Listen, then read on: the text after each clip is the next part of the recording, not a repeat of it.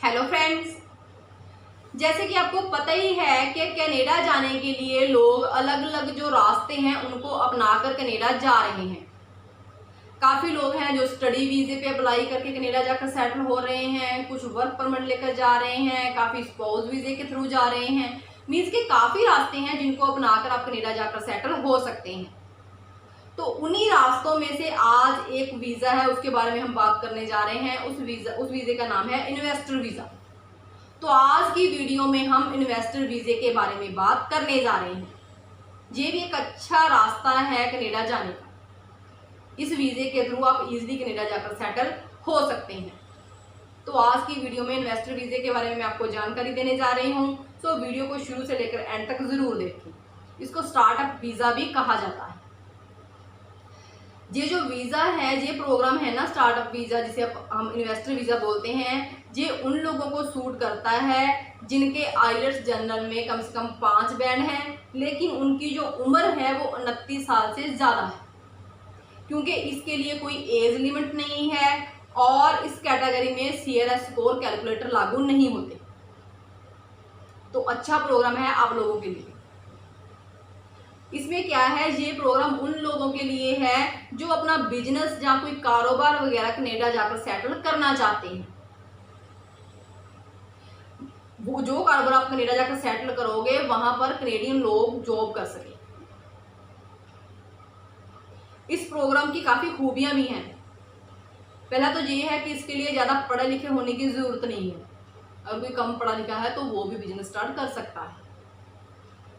इसके लिए अगर आपने पीआर एप्लीकेशन की फाइल लगाई हुई है, पीआर एप्लीकेशन की प्रोसेसिंग के दौरान आपको टेम्परेरी वर्क परमिट भी मिल सकता है। और इस कैटेगरी में अगर आप अपनी फाइल लगाते हो तो फाइल प्रोसेसिंग का जो टाइम है वो 1 साल तक हो सकता है। तो ये आपको पता होना चाहिए। कनाडा गवर्नमेंट की तरफ से 3 एजेंसीज हैं जिनको अप्रूव किया गया है, जो प्राइवेट सेक्टर इन्वेस्टर के प्रोजेक्ट की छानबीन करती हैं। इन 3 एजेंसी का नाम मैं आपको भी बता देती हूँ। Canadian venture capital fund, Canadian angel investor group, Canadian business incubator.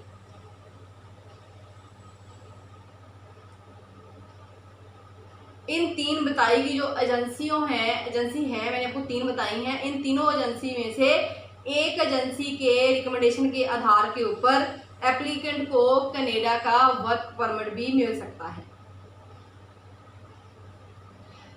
अब हम बात करते हैं कि इन्वेस्टर वीज़े के लिए रिक्वायरमेंट क्या क्या है।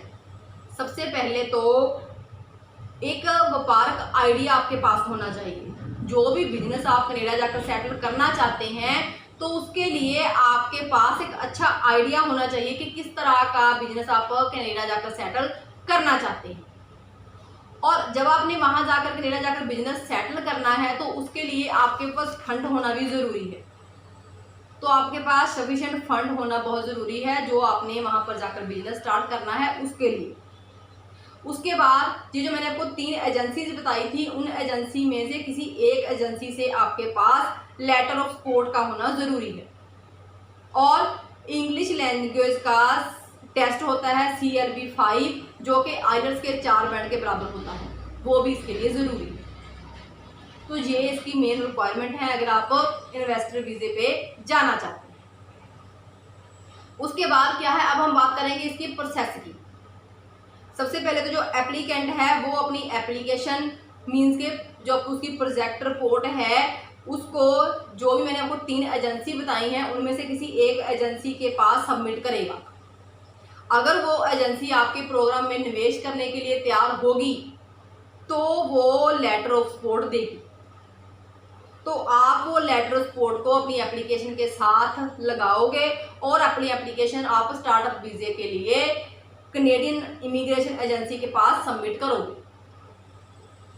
और जो एजेंसी है वो एजेंसी भी अपनी डायरेक्ट एक कमिटमेंट सर्टिफिकेट की कॉपी जो है वो सीधे तौर पे इमिग्रेशन डिपार्टमेंट जो एजेंसी है उसको देगा, वो एजेंसी के द्वारा भेजी जाएगी। तो जो इमिग्रेशन डिपार्टमेंट है, इमिग्रेशन एजेंसी है, वो क्या करेंगे, आपके द्वारा सबमिट किए गए एप्लीकेशन के फॉर्म और जो उस एजेंसी के द्वारा डायरेक्ट दस्तावेज वहाँ पर भेजे गए हैं उन सब की वो छानबीन करेगी। और मैं आपको ये भी बता दूं कि आपने अपनी एप्लीकेशन सबमिट करने से पहले अपना इंग्लिश का टेस्ट क्लियर करना है, क्योंकि आप अपनी एप्लीकेशन के साथ अपनी रिजल्ट की कॉपी जो है वो उसके साथ में लगाओगे अपनी एप्लीकेशन के साथ।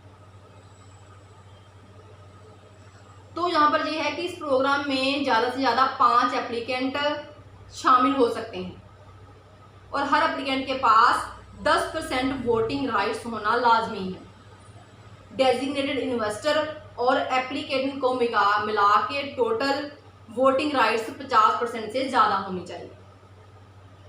यहाँ पर यह बताना भी ज़रूरी है कि जो लोग इन्वेस्टर वीज़े के लिए अप्लाई करते हैं उनकी कनाडा गवर्नमेंट की तरफ से आपको कोई भी फाइनेंशियल सपोर्ट नहीं दी जाती।